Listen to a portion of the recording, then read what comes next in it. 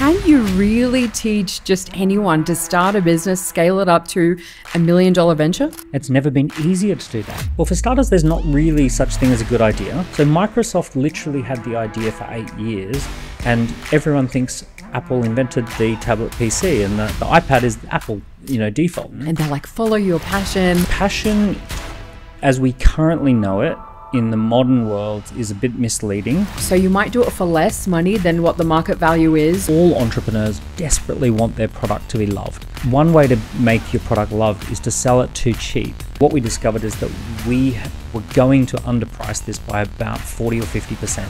We often think, oh, we have to put out so much capital. When Richard Branson launched Virgin Blue in Australia, he didn't have an airline. He put up billboards and said, we're going to be launching Virgin Blue.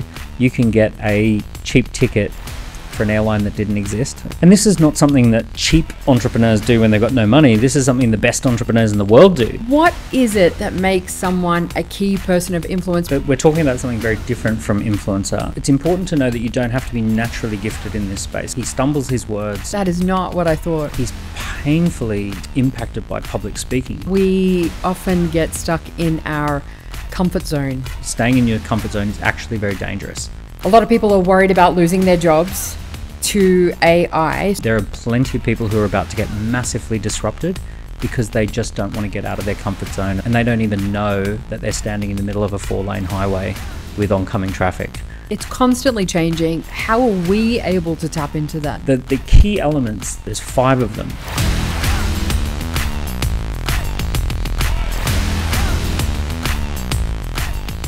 Welcome to Power Play with me, Sally Mousa, where we talk to those who are shaping culture, ideas, and industries.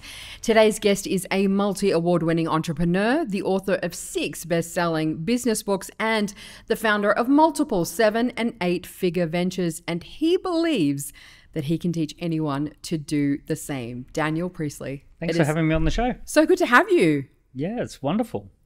In recent years, we've seen entrepreneurship become this really cool thing where I think social media has had a lot to do with it, where entrepreneurship is the big buzzword, start a business, let's go do it. But, can you really teach just anyone to start a business, scale it up to $1 million venture? Yes. It's more than just culture at the moment as to why it's popular. So over the last 25 years, we've seen the erosion of jobs, and there's been a 75% reduction in the value of just normal jobs around the economy, adjusted for inflation. It used to be that a FTSE 100 company or an S&P 500 company needed 8 people to make $1 million worth of revenue. And today that number's 2, adjusted for inflation. So 6 out of the 8 people who used to have a job, they're not there anymore. They don't have to be there in order to get the same revenue numbers. So what do all those people do? They start looking at creating their own jobs. They start looking at, well, okay, I'm going to take things into my own hands and I'm going to take my own skills to market. It's never been easier to do that. So if we had been talking about my grandfather who had an entrepreneurial idea, that's going to be very, very difficult. My grandfather was an electrical engineer. He ran a factory with 140 people. He would have needed to raise serious capital. He would have needed to hire a ton of people. He would have had to have amazing contacts and connections just to have a local geography business, just to be able to serve his local geography. Forget about a global business or anything like that. If you go forward to today, I regularly work with people who have less than 10 employees in their company or 10 people on their team. If they're YouTubers, they have 50 to 100 million views a month. They're making millions and millions of dollars as YouTubers, and they're under 25. I regularly talk to people who have launched a fashion brand on Instagram. They reach out to famous celebrities. They do partnerships. They get it all pinned down with a PDF document on DocuSign, right? And they've got themselves, a global partnership brand.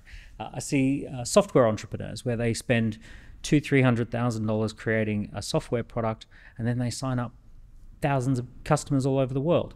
So the tools, the technology, all of this is available.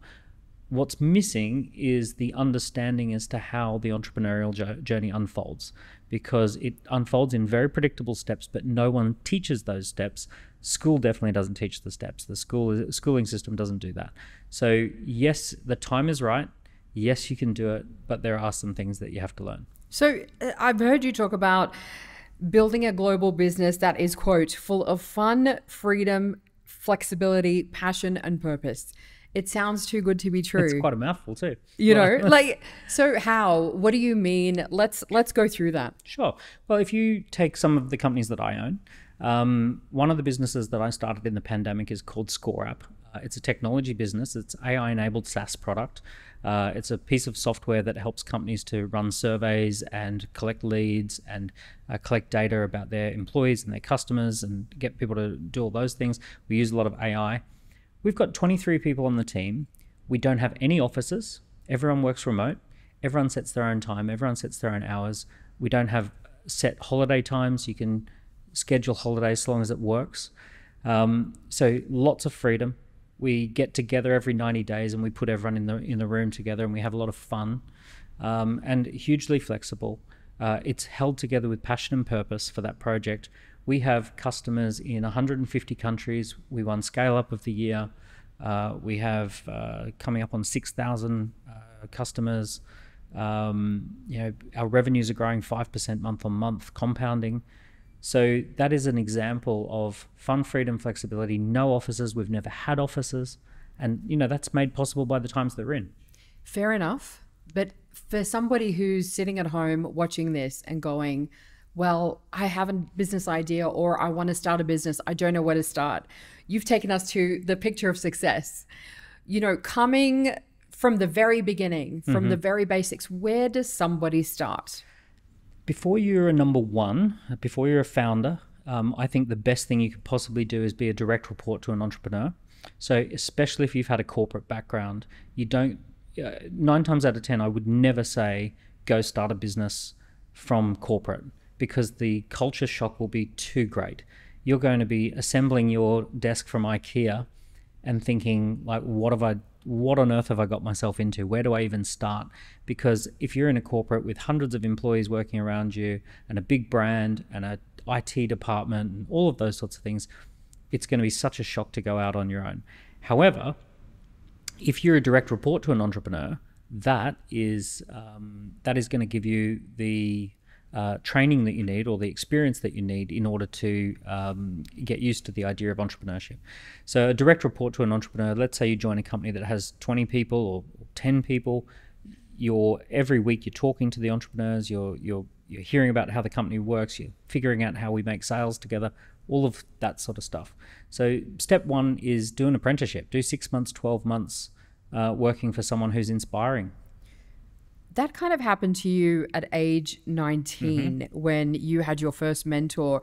Take us through that. Was that your first experience of entrepreneurship? And was that the time when you were like, I want to do this? This is exactly what I want to do. Yeah, it was an amazing experience. I went to university and I started running the nightclub parties for the university students. And I was working with the local nightclub, and I was having an enormously fun time doing these dance parties. And I was making a lot of money. Like, we would have 1,000 people in a night. I would take the door. The door was $10 per person, so we'd have $10,000 of cash. So my experience was this incredible experience. I'm doing a course on business.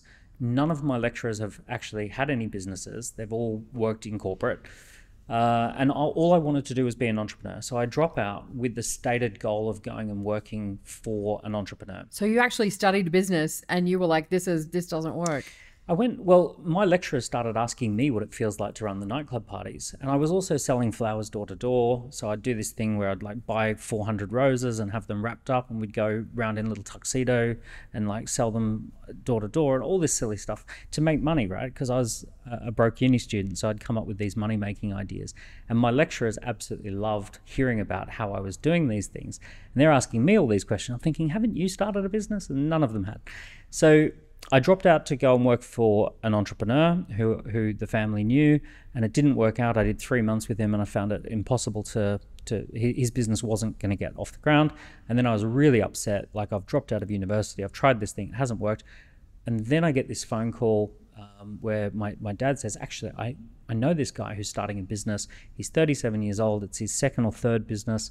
And he's going to be starting something new. And he's agreed that he'll have a half-hour meeting with you to see if you want to join the team.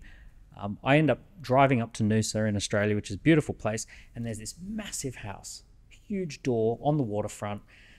And I just looked at this house and I thought, I have to work for this guy. If he lives here, he opens the door, he's got 3 kids running around, he's got this beautiful home, lovely wife, and he invites me into his office. We talk for 3 hours, we just click. And he invites me to join the company. He's got no bank account, no name for the company, no plan. He's just like, yeah, we're right at the beginning. So we're sitting down at the kitchen table and we're planning out, like, what are we going to call the company? What are we? You were there from, like, literally from zero. From, yeah, pre-revenue, pre-bank account, basically. Incredible. So we get off to a massively fast start. We do millions in the first year. In year 2, we do, I think, 6 million. We get to 60 employees. We go from Noosa to Melbourne inner city offices. And because I was John's shadow, I just basically learnt absolutely everything. I'm in all the meetings. I'm in the hiring meetings. I'm driving him to the airport and picking him up. I'm going out to different places where we're doing a launch event. So I'm just learning all this stuff, and I was a sponge. So I'm just sucking in all this information and just loving it. What was it about that you think made that venture so successful that you then took as a lesson for your businesses? So I didn't have the words for it at the time, but what we did is we went through a series of steps to validate the idea and to generate demand first, then supply, which is the opposite way most people go about it. Today I would call this CAOS, and it's CAOS, concept, audience, offer, sale. So validating that the concept is a good concept, building an audience, presenting them with multiple offers to see what they like, and then figuring out how we're going to sell that to a wider audience. And so those are the first 4 steps that when I now work with our entrepreneurs and the ventures that we're involved in, we go through that CAOS method. So we're going through those first four phases. We're trying to fail fast, fail cheap, get data, get people's insights about our marketplace, to lay those foundations. So then how do you know that something's a good idea? Because lots of people, ideas by the dozen, right? How do you know that this is going to work? Well, for starters, there's not really such thing as a good idea. What ends up being good is a great team executing really, really well. So in the UK where I live, there's a very successful business called Pret a Manger, and it's a sandwich Pret. business. We have it here too, yeah. So Pret is a silly idea. Like, it's such a silly idea. You're going to walk in and there's going to be these sandwiches off to the left, and you're going to grab a sandwich and buy a sandwich. Like, that's not a multi-million-dollar idea. There's nothing about that makes... It's incredibly simple, but it's and basic. Well executed. It's super well executed. And here's another great idea. An amazing idea would be an iPad. Coming up with the iPad. It was actually Microsoft that did the tablet PC, I think 10 years earlier than Apple launched the iPad. So I think tablet PC was 2002, iPad was 2010. So it was like 8 years later. So Microsoft literally had the idea for 8 years, but didn't execute well on it. And then Apple comes along and does it beautifully. And everyone thinks Apple invented the tablet PC, and the iPad is Apple, default. And it wasn't that way. So we don't want to get too hung up on the idea. Ideas often change. Teams that are great teams often come up with new products. They often improve and iterate and all of those sorts of things. So, but here's what we're looking for. In the early days, we're looking for something called concept founder fit. So concept founder fit is this idea that there are certain things that you would be good at that I wouldn't be good at. Based on your network, your experience, your background, your intellectual property, your stories. There are certain things that you could mobilize resources for that I just couldn't mobilize resources for. And vice versa. So every founder has certain pool of ideas that are a good fit for them. It's never a good idea to copy someone else, what someone else is doing. Because if you're copying someone else, number one, it might be great for them, but not you. Number two, they might have actually done a really great job, and now the market's well served and you don't need a second player in the market. So how do you get that? How do you get the concept founder fit? Concept founder fit. Okay, if we want to drill into it, yeah, there's really 3 elements to that. So there's what I would call the passion, and the passion, we define that by origin, mission, vision, and values. So we look at your origin story, your vision for the future that excites you, so the background, Tell us about some of the key moments in your life, the vision, what do you want to see happen in the future, your mission, what are you well placed to do today, and your values, how do you want to travel, how do you want to show up. So that's what we would call that the ingredients for passion. We then want to look at the problem. So what is a problem that a lot of people have that's costing them money or costing them emotional labor, something that could be better, faster, cheaper, with more emotional benefits, but like what's the actual problem? We look at customers and we say, okay, they've got a current reality, they've got a desired reality, they've got obstacles that are stopping them from getting what they want. Are we in a position to solve that for them? So this is basically looking at the problem. And then we look at the payment. Is there a market for this? How big is the market? The types of people that we're going to serve, do they have available cash to spend? All of that sort of stuff. So when we look at a good concept, it's passion, problem, payment. Okay, so I love the word passion because everybody uses the word passion and they're like, follow your passion, what's your purpose and all of that. And, how do you know what your passion is and if it's going to even be profitable, that it's going to lead you into a successful business? Well, the passion as we currently know it in the modern world is a bit misleading. I'm passionate about snowboarding. No one's going to pay me to snowboard. So the origin of the word passion is the thing you're willing to suffer for, right? It's a suffering. It's a I'm willing to suffer for this. It's not I love doing it. It's not like ding, ding, ding, dopamine hits. That's not the origin of the word. It's like, are you willing to suffer for this thing? That's the etymology. So when I like to look at passion, I really want to just look at it through a very cold, hard lens. Do you have a long history of suffering for this? Origin story, right? Is there something about your background that says that you stick with this thing beyond good judgment? You are, you get turned down, but you still show up. You take a bumpy road, but you still drive the road. So it's like, we want to look at the origin story.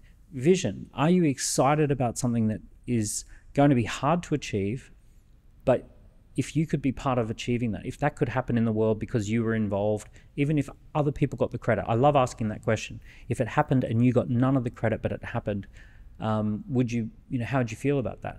And in many cases, if I take away the credit and I take away the money and you still say, you know what, even if I didn't earn the money, even if I didn't get the credit, I still want to see that thing happen in the world, that's a good clue.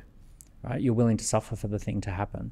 So it's this. So we go and ask some deep questions around that. That is really powerful what you just said, like about taking away, because it's almost like taking out your ego from the equation. But that's purpose. But a lot of people, they didn't think that deep before they went and got that job or started that business or whatever. They're like, I want to make money. So and for some people, they may have gone years into one direction before going, I really hate this. I don't want to be here. How do you then turn around and find all of that? We make compromises. So the extremes of passion is not where the business is. The business is right in the middle of the problem, the payment, and the passion. And you've got to make compromises here because your ultimate passion is probably going to take you away from the money and is probably going to take you away from solving a problem for a lot of people.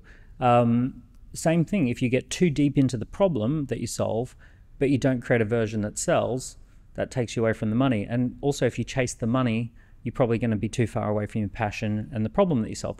So we're actually having to triangulate and find a little bit of a compromising territory in the middle, like an overlapping Venn diagram. And we have to find the overlap. We've got to make some compromises. It can't be your raw passion with no thought to the other elements. And everyone tends to start in one of those circles. So a lot of people do start with the money, and then they have to add the passion and they have to add more of a problem that they solve.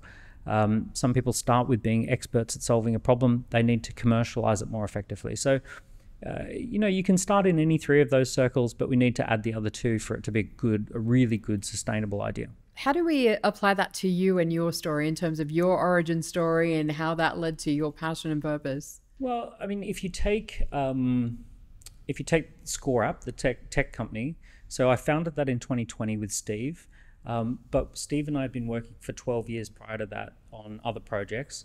We had worked on an online personality test, which was effectively a data gathering scorecard. We worked on a Facebook viral campaign that was a data gathering scorecard. We then launched in 2015 something called the Key Person of Influence Personal Brand Test, which was a data gathering scorecard. So we'd worked on several of these projects, and there was about a 10-year period where we'd actually really worked on these and loved working together, and we loved collecting all this data, and we loved doing the segmentation and getting the insights and all of that sort of stuff. And then we started in like 2016, 17, we started nattering about the election campaigns in Brexit and Trump, and seeing the role of data and data analytics.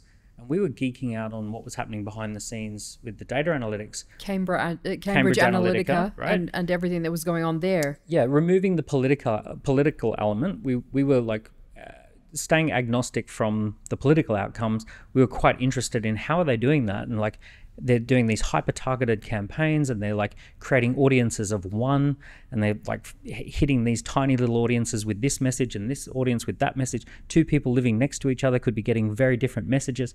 So we're geeking out on that and going, oh wow, that's a really interesting approach. Someone needs to create a data analytics platform that's super, like, that allows businesses to do Cambridge Analytica style stuff. Yeah. So we were kind of saying, you know, provided you're not using this for hacking elections, this is actually really good stuff.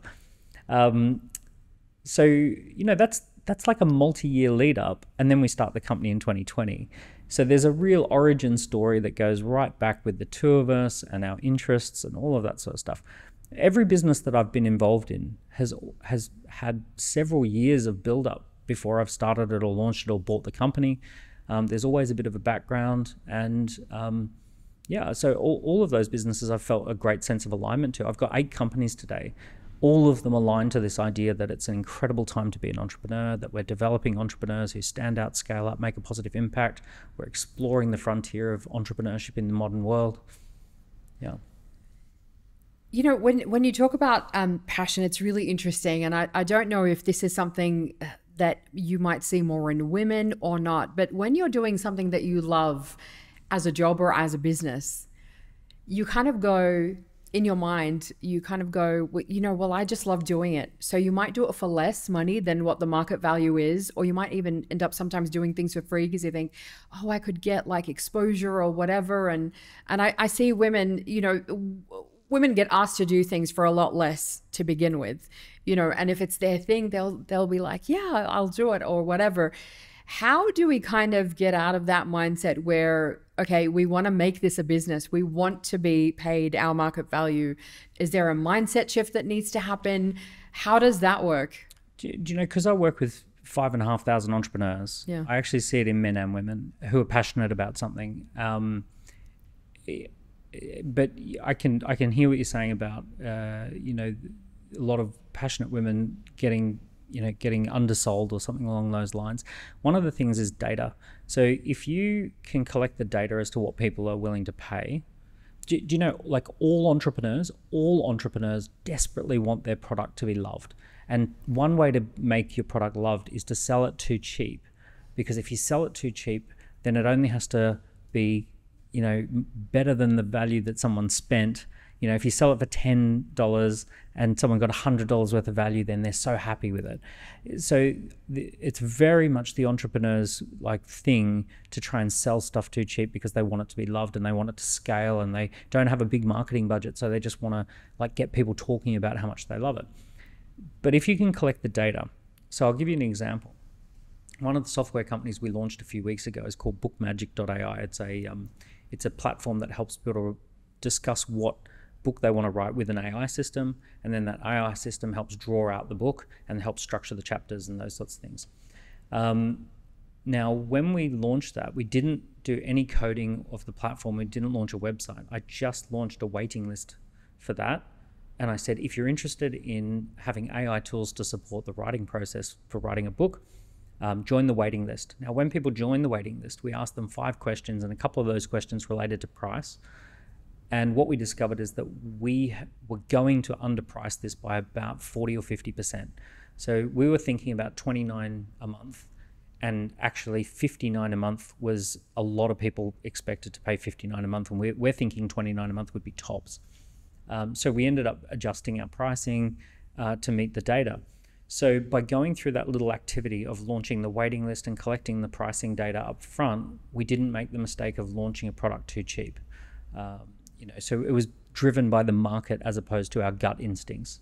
That is so interesting that I've heard you talk about this before, this whole the waiting list idea. I'd love for you to kind of dive deeper into that in terms of, how do we test our ideas without having the risk that comes with it? Because, we often think, oh, we have to put out so much capital and so many resources and so much time and whatever to actually launch a business.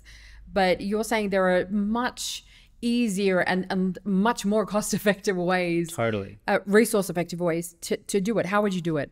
And this is not something that cheap entrepreneurs do when they've got no money. This is something the best entrepreneurs in the world do. Like Elon Musk doesn't build a Cybertruck factory and then try and sell Cybertrucks. He says, in 3 years' time, we're going to sell Cybertrucks. This is what it's going to look like. Join the waiting list. Now, in Elon's situation 3 years ago, if some people will remember that he signed up 1 million people in 2 weeks for a $100 deposit for a Cybertruck. Now, he knew that not all of those people would go ahead, but he was able to go to, I think it was JP Morgan, raise hundreds of millions of dollars for the factory because they had 1 million people on waiting list. So the best entrepreneurs in the world, when Richard Branson launched Virgin Blue in Australia, he didn't have an airline. He put up billboards and said, we're going to be launching Virgin Blue. You can get a cheap ticket, go to the website and get yourself a cheap ticket. And basically people were buying a ticket for an airline that didn't exist. It was in the making. So this is what top entrepreneurs do. We launch things like waiting lists and we launch pre-sales and all of those kind of things to test the market. So all of the home runs that I've had have started with me having an idea and just putting up a simple landing page that says, we've got a new approach to X, Y, and Z. We think it's going to do this, this, this, and this. We're going to be building these types of features. It's for this type of person. If you're interested, join the waiting list. We'll give you more information when it's ready. And we don't do name and email. We do name, email, and 5 or 6 questions to collect the data. And then only if we get a great result do we go with that. And I've also killed a bunch of ideas. There's a bunch of ideas that we were going to launch, and we went, oh, no, we're not going to do that. Like what? What did you kind of go? Some what AI. did you think was going to be a great idea that would just fell flat? Honestly, I'll put them out of my mind. And conversely as well. Certain events. So there were certain things like running live events again. So coming out of COVID, I wanted to know, is it the right time to launch a live conference? And especially, do people want to travel yet? And all of those sorts of things. And I think we launched some waiting lists like months after kind of things started getting back to normal. And the consensus was, no, we're really happy doing it on Zoom. We don't want to travel. We don't want to do any of that. So we killed off those live events that we were planning on having.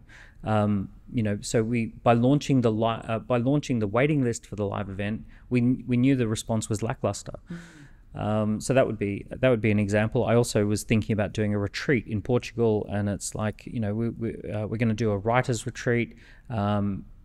Launch the waiting list. No, not hugely interested. So we scaled it right back and did it for like 12 people. This was a few years ago. So those sorts of things. But also, even when we know we're going to do something, we've launched the waiting list anyway. So we knew we were going to add AI into Score App and plug in all these AI tools. And we had those tools in development. We know we're definitely going to launch these. But rather than saying, ta-da, here they are, they're ready, we said, we're going to be launching AI tools with Score App. If you want to be one of the first to try those tools, join the waiting list and you can be part of the beta group. Now, we ran a whole campaign around this, and we got like thousands of people to say we want to be the first to use these AI tools.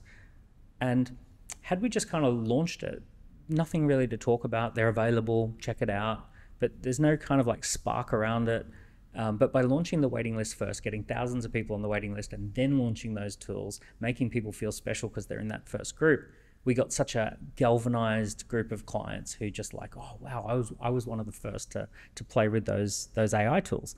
Yeah, there's something really special about being part of the first community. Yeah. To be able to be part of that, and set the benchmark for where you guys are going to go forward. But something that kind of goes hand in hand, I guess, with that is this whole idea that we hear so much about, but I want your take on it, is personal branding.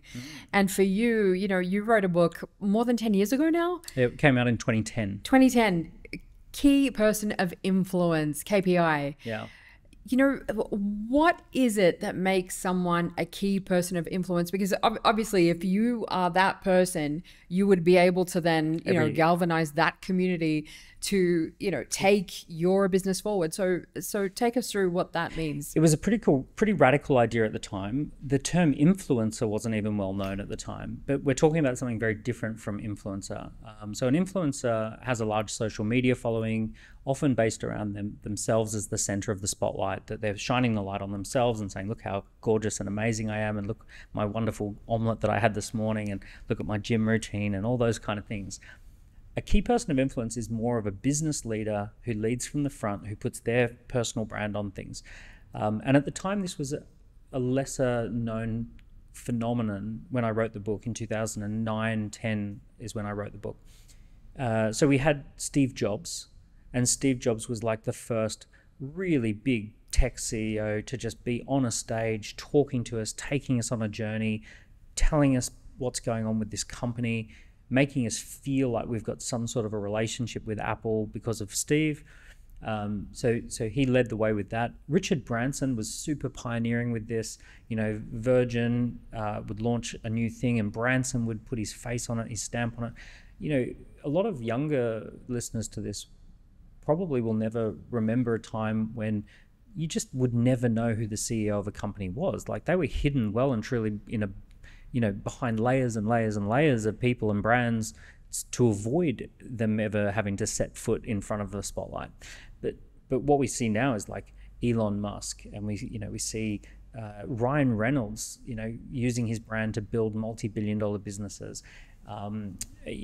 Jessica Alba, and these great examples of people who are, leading from the front with their business ventures.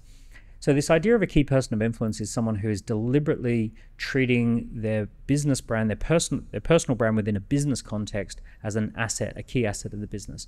They see that the company has a business brand, they see their business has a product or service brand, and then there's their key person of influence brand, which is like taking it to market, giving it a voice, being on a stage, being on a platform, discussing what they're up to.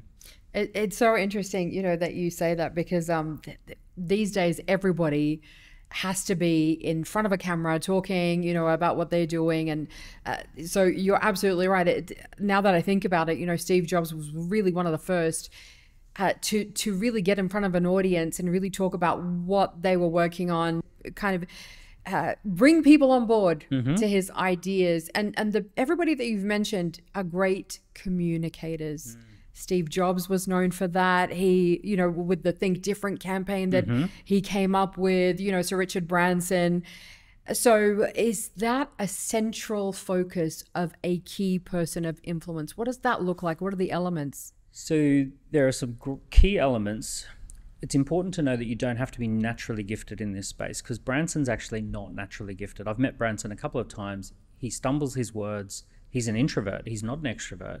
That is not what I thought. He's painfully impacted by public speaking. He gets so nervous in front of a live audience. There's all of those sorts of things that Branson's very public about. Tim Cook is a deep introvert, but he had to set foot into Steve Jobs' shoes, and he had to become that person who could lead Apple from the front. So there are some people who would listen to this and say, well, that's not me. Well, actually, it's just a learned behavior. Sometimes a CEO isn't a numbers person, but they have to learn how to be a numbers person. They have to learn how to look at the company reports and absorb all of those numbers.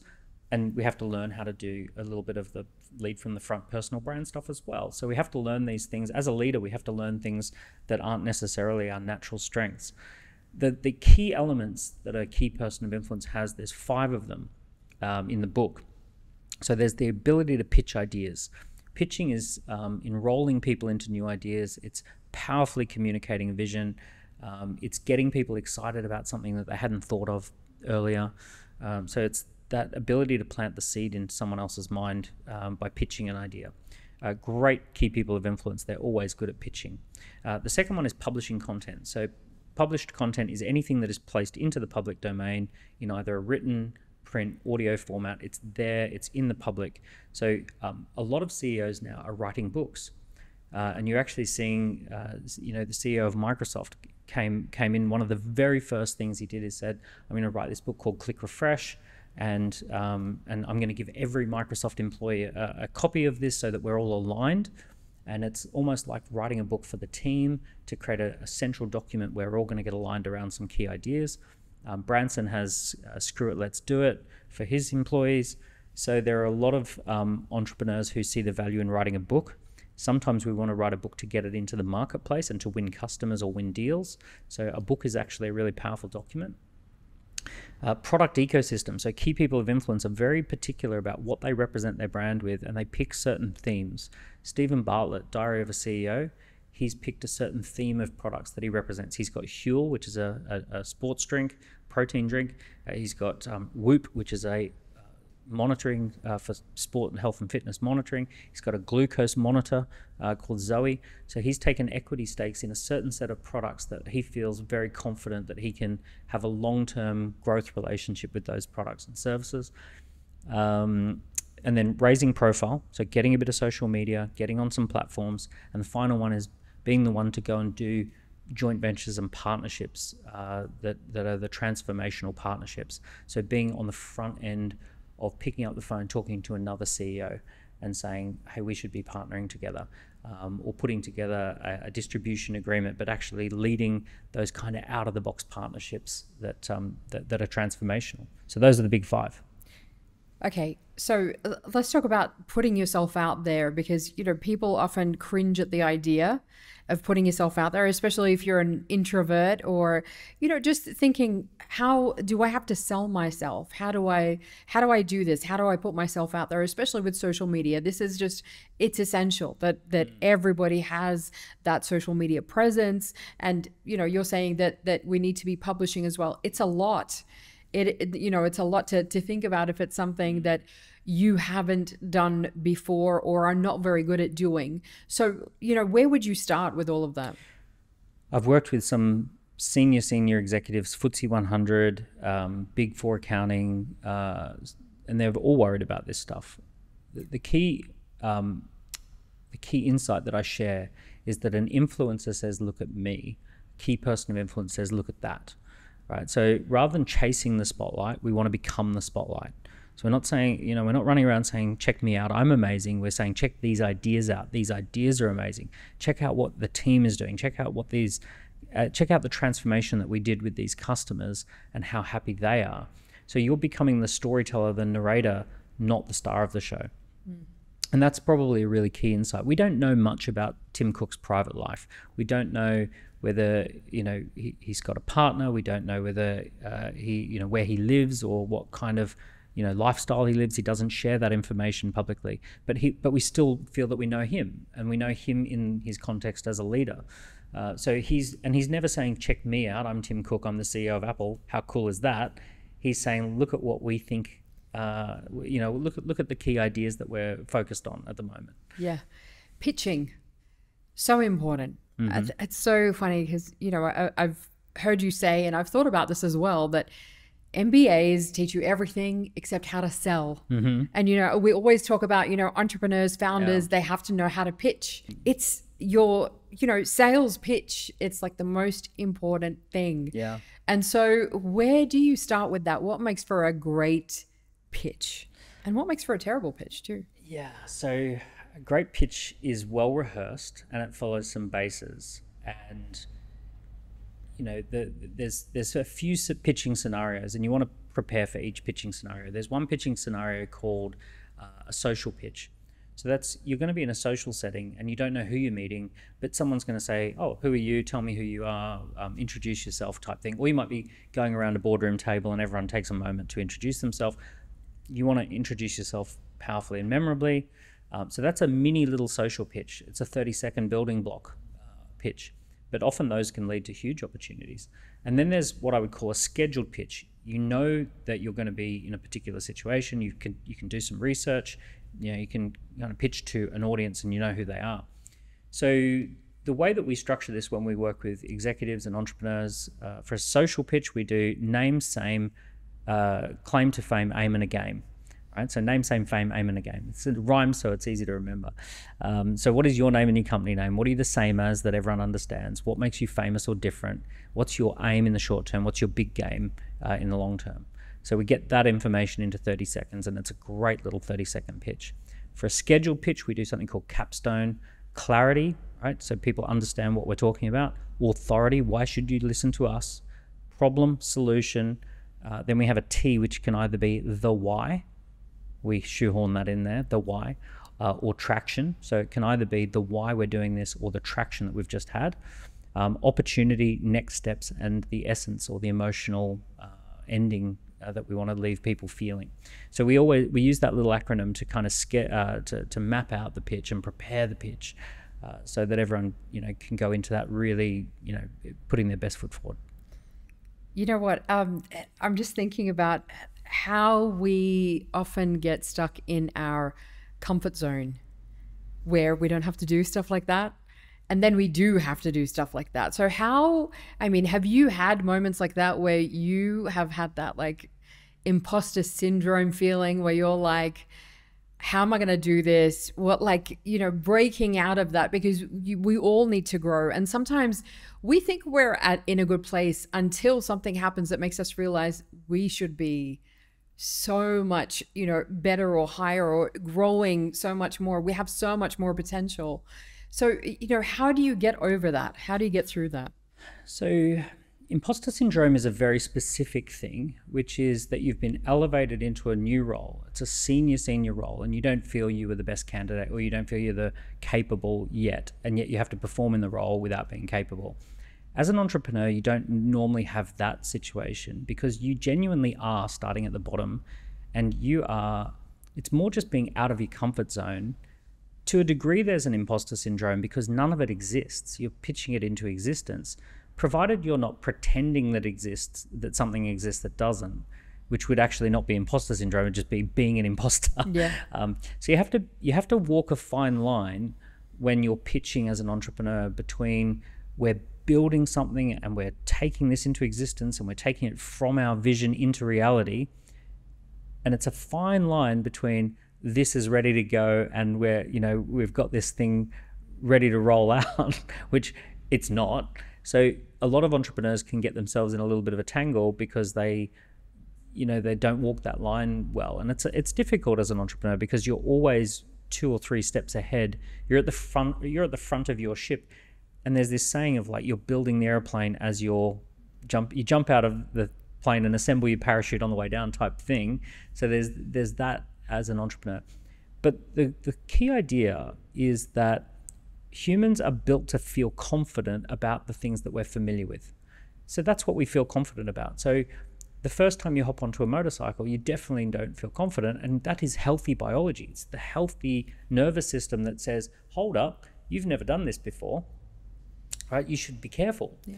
Right, it's unfamiliar. And then if you ride a motorcycle for a year, at the end of a year, you just jump on and you don't even think twice about it. You're just in autopilot mode and kind of cruising around, and it's not even a thing. So our brain gathers data, and we say, how many times have I done this, and how did it work out? And if those two things are low, right, I don't have a lot of data on this. It either didn't work out, or I haven't tried it before. Your brain's just going to send you the nervous system signal, which is this is unfamiliar. So as entrepreneurs or as leaders, when we're outside of our comfort zone, we just have to say thank you for being a healthy, functioning nervous system. I appreciate the warning. I got the memo. But this is what I need to do as a leader. This is what I need to do to get this thing done. How about we collect some data and then we'll regroup and discuss it, right? This is a conversation I have inside, by the way. Love How that. about we collect the data? Yeah. Right? How about we gather the evidence? Because what's interesting is oftentimes we could be in a situation where we have been just told we're not good enough to do this thing. Sometimes you can be surrounded. I had this very interesting conversation with Swiss Beats, the incredible mega producer, music producer, who decided later in life, he was doing some mega business deals, decided later in life that he wanted to go back to business school. He went to Harvard. And he was talking about how that was a transformational experience for him, because people were talking to him like in terms of music and not in terms of, you know, he was doing mergers and acquisitions. And it was like, they were afraid of offending him, and was like, well, I need to learn the language, so I'm in it from the get-go. And he was saying that there were people who got angry at him for going back. They're like, why do you need to do that? You're a hotshot. You've got, you know, everything. You've got the Grammys, you've got this and whatever. Why are you doing that? So people can look at you and just go, oh, you're not good enough, or you shouldn't do this, or, you know, stay in your lane, or whatever it is. And that can kind of really just hold us back. So the power of storytelling and really kind of reframing who we think we are, I think is a big one, right? Well, if we want to make progress, we're going to have to come up against our edge, aren't we? You know, so he obviously was more committed to making progress than staying in his comfort zone. Yeah. His way of building that bridge was go back to Harvard and do an MBA. Fabulous. Get the training, get the language. You know, obviously there was something that triggered that. Feeling out of my depth, didn't understand what was being discussed in the room. You know what? It's a shortcoming. I'm going to address it. That's absolutely great. There's multiple ways you could address that. You could actually bring an MBA onto the team. You know, so you could address that in several different ways. But addressing it, if we don't address it, we stay in our comfort zone. In a fast-moving world that we're in, staying in your comfort zone is actually very dangerous. There are plenty of people who are about to get massively disrupted because they just don't want to get out of their comfort zone and learn a bit about AI, or they don't want to learn a bit about the way the world's changing, or they don't want to be on social media or any of those sorts of things. And they don't even know that they're standing in the middle of a 4-lane highway with oncoming traffic. You know, they're just saying, I'd rather turn my back to it. You're investing heavily in AI. You know, this is critical to everything. A lot of people are worried about losing their jobs to AI. So how should people be framing it? What should we be learning about AI? What are the trends moving forward that we really need to be aware of? And some people are saying, well, it's going to make us less creative as well. So, well, the first thing is you should be afraid of AI. That's a good starting point. It's a general purpose technology that actually, in many ways, does a lot of the heavy lifting of white collar jobs. So all the jobs that we grew up thinking are very valuable, lawyer, accountant, auditor, you know, all of those kind of jobs, the AI does an enormous amount of heavy lifting. So at one point, you know, we might have needed 1 million accountants, but you might only need 100,000 accountants that are working in hand in glove with AI. Something like 8% of workers in the US and the UK work in call centers or some form of a call center. You only need to see some of the AI demos that are live to realize that that is like almost like done. Especially anything inbound where a customer's calling into a call center. And when I talk about how good it is, the AI demo has keyboard tapping in the background. It deliberately puts keyboard tapping in because it sounds like you're talking to someone in a call center. And it has ums and ahs in it. So you call in and say, you know, I'm thinking of buying this particular product, but I want to know, you know, are there any allergens in that product because I get allergic to this sort of thing. Oh, okay, let me just check for you. Keyboard tapping. It looks like, good news, it looks like there are no allergens in that. Is there anything else I can help you with? Yeah, I want to know, can I order that direct? Yeah, absolutely. Do you want me to take your details now? For sure. Right? You don't even know you're talking to an AI. So these things are phenomenally powerful. They're very fast learning. They're general purpose technologies. So general purpose technology is things like Wi-Fi, internet, smartphones, PCs, electricity, steam engines, tractors, you know, all throughout history, GPS. All of these technologies are the technologies that fundamentally change things. And there's small ones like GPS and big ones like smartphones or electricity. And then AI is obviously a big one. This is a really big one. It's constantly changing. How are we able to tap into that though and really harness the power of it for us? So you almost need to see it like it's an assistant. You've just got a free assistant. At the moment, one of the first ways to look at AI is that I have a free assistant. Its job is to make me better. So if you had a free assistant wandering around with you, let's say you had a 23-year-old graduate who came out of a pretty reasonable, university, and their job is to just follow you around, and anything you want to ask them, to research or to get an opinion on, they're there for you 24 hours a day, 7 days a week. You just have to text them and they'll text straight back. So what would you use the assistant for? So you might say, oh, I'm doing an interview today. List out 10 questions that I might ask this type of guest, or give me a bit of research on this person, or, and suddenly you get like a good gist. And it might not be perfect, but it might be directionally correct, where you go, okay, that kind of saves me 45 minutes. I still have to do the last 15 minutes. I love to use the analogy of a bakery that has a machine that bakes all the sponge cake, and all you have to do is ice the cake, make sure that it's beautifully iced. And it's like, that's AI. AI is doing all the sponge cake. You're doing the icing on the cake. Do we lose out though on the process of learning and creativity then, or? The schooling system up until now has almost turned humans into large language models. So if you think about how the schooling system operates with children, they say, I'm going to give you a prompt, which is Donahue versus Stevens. What year was that as a piece of law? And you go, oh, it was 1932. The snail in the ale. Blah blah blah blah blah. Right. So they prompt you, and you prompt, and sometimes students hallucinate the answer. Right. They come up with something that's a little bit off, like AI does. So the schooling system was designed around, we prompt you, you give us the large language model answer, and that's tick. You get to graduate if you're quite well on base. The future of learning is the opposite, which is we need to teach humans how to prompt AI and then take that. There's some big shifts that are happening. So let me talk about three big shifts. Vitality versus functionality. So functionality is the ability to perform tasks. Vitality is the ability to bring something to life. So the word vitality means irreplaceable life force, and functionality means reliable, task-orientated. Humans have to become less reliable, task-orientated people and more irreplaceable life force people who bring things to life. So the type of person who organizes the party, that's a very human thing to do, to bring people together. But the actual sending out the invites and coordinating the data, the diary links and all that sort of stuff, that we can outsource that. That's just the functional part of doing the party. So there's functionality versus vitality, and the move for humans is towards vitality away from functionality. Create versus consume. This is a big distinction. We all need to be warned immediately that AI is extremely good at distracting you.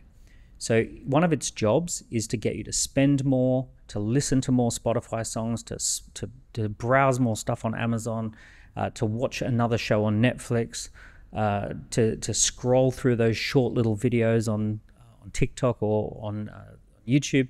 So AI is really, it's got a job to figure out what you want to see next and just ram it into your consciousness.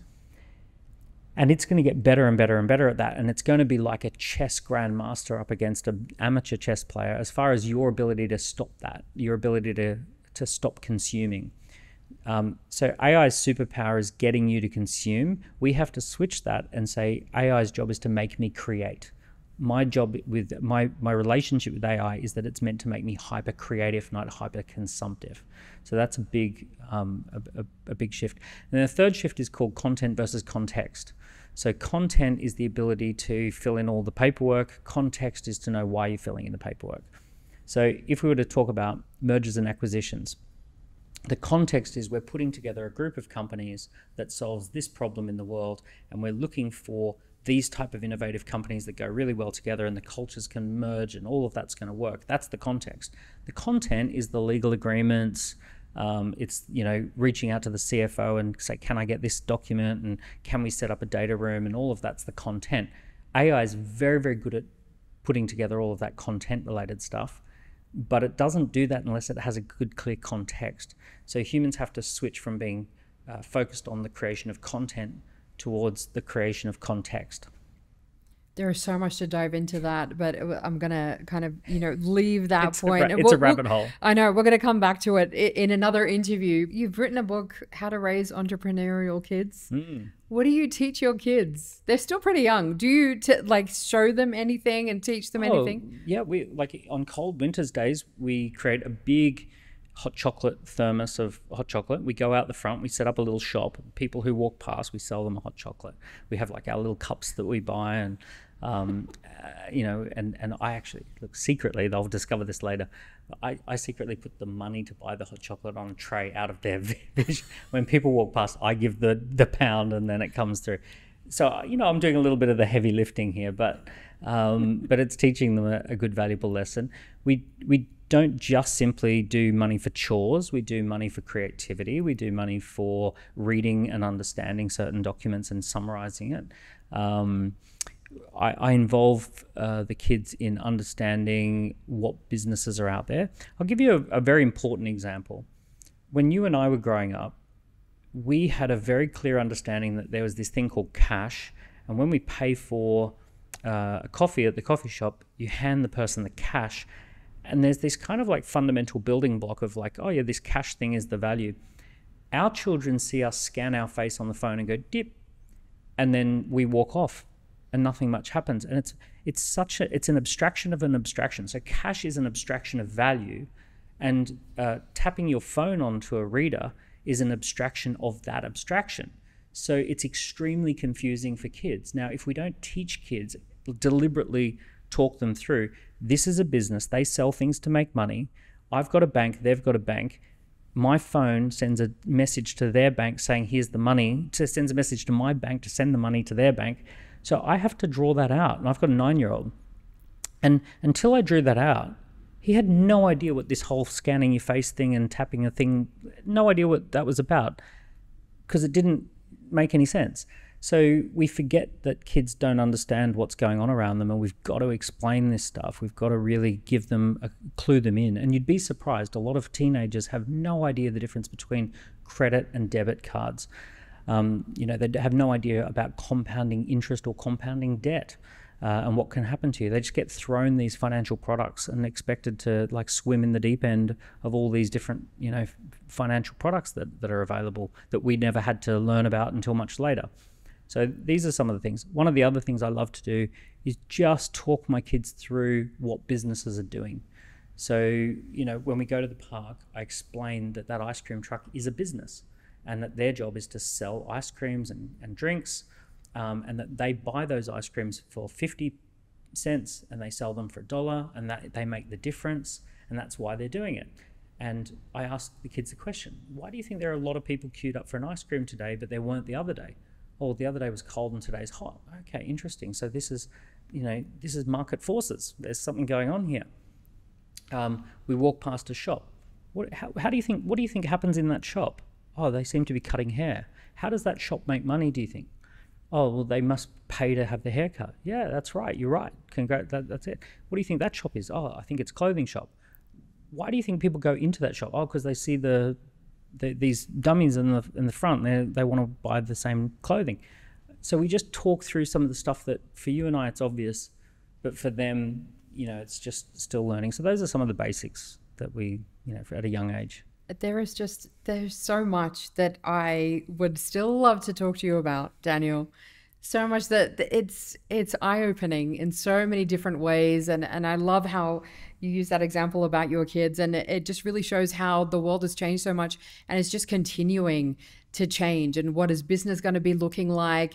What does value look like? How do we bring value to the world? How do we consume?